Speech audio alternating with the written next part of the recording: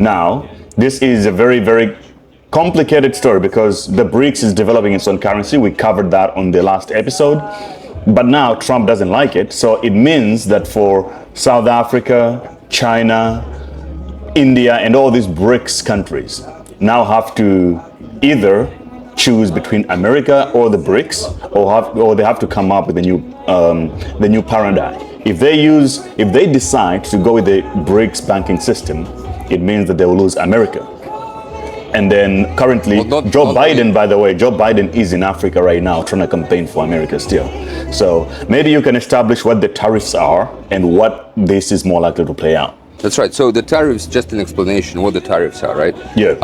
For example, your country sells chickens. There is actually a reason why I'm using the chicken example. There's a famous tariffs that Germany and America exchanged back, I think 50 years ago in the 70s or something, right? Something like that, right? But yeah, we'll put a link there or something just for reference. Basically, if your country sells chickens to US at a price of, say, $1 per chicken, right? And if US doesn't like it or puts 100% tariff on you, that means that every chicken will now cost $2 for any US import.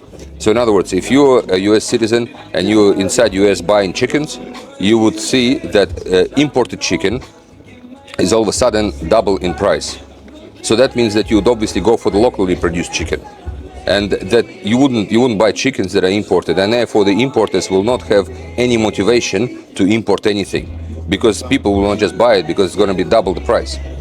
On a side note, tariffs are usually, over the past 20 years, alright, we've seen the World Trade Organization, which actually worked to remove all the tariffs and barriers to trade, and that's why China got to where it's at and became the manufacturing cradle of the world.